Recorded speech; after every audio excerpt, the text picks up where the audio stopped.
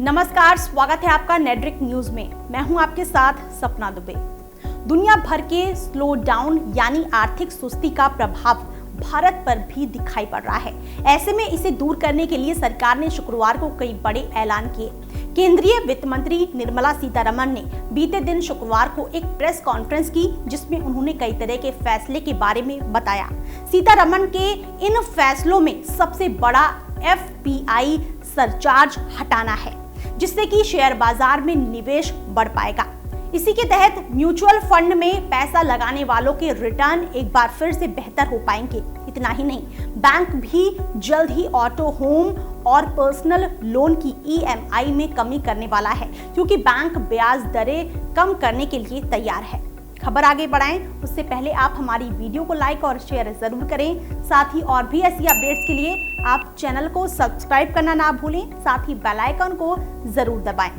आगे आपको और जानकारी देते हैं कि वित्त मंत्री ने इस दौरान कहा कि अगले सप्ताह ही रियलिटी सेक्टर को लेकर बड़ी घोषणाएं की जाएंगी, जिससे कि जल्द से जल्द घर खरीदारों को उनका घर मिल सकेगा।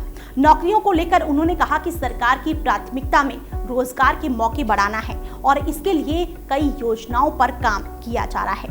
आइए बात करते हैं उनकी कुछ घोषणाओं की। पहला, म्यूचुअल फंड में पैसा लगाने वालों के लिए अच्छी खबर। इस बारे में वित्त मंत्री ने कहा कि LTCG और STCG पर लगाए गए सरचार्ज से घरेलू निवेशकों को भी राहत दी गई। सरचार्ज वापस लेने से शेयर बाजार में ट्रेडिंग करने पर बजट को पहले की तरह ही बरकरार रखे जाने की योजना है।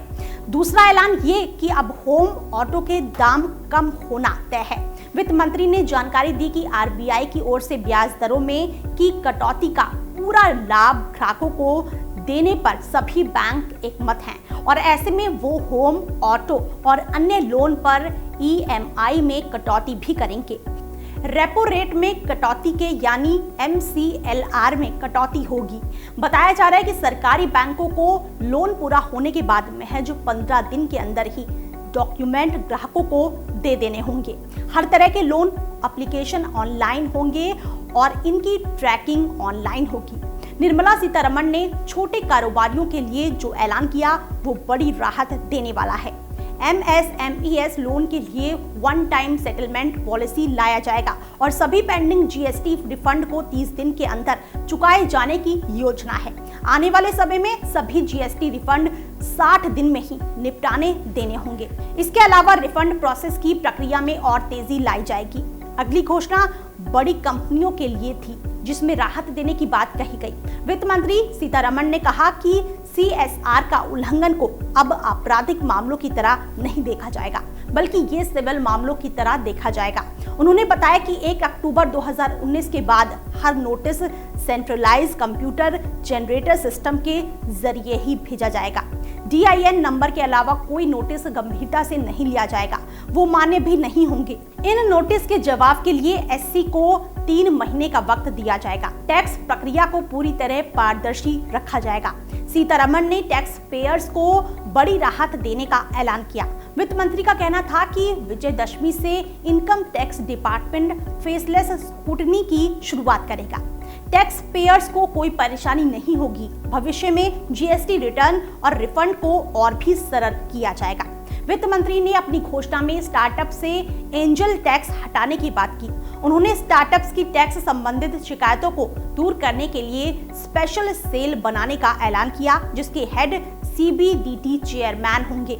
जानकारी दे दें कि कारोबार विस्तार के लिए जो पैसे जुटाए जाते हैं, उसके बदले पैसे देने वाली कंपनी को वो शेयर जारी करती है। ज्यादातर ये शेयर सही कीमत के मुकाबले ज्यादा कीमत पर जारी कर दिए जाते हैं। अब जितनी अतिरिक्त कीमत मिली वो इनकम मान ली जाती है और इस इनकम पर टैक्स लगा दिए जाते हैं, जिसे एंजल टैक्स कहते हैं। स्टार्टअप को जब ये पैसे मिलते हैं तो इसे एंजल फंड कहा जाता है। फिलहाल इतना ही। बाकी ऐसी और वीडियोस के लिए आप चैनल को सब्सक्राइब करना ना भूलें। आप देख रहे हैं नेड्रिक न्यूज, साहस सच कहने का।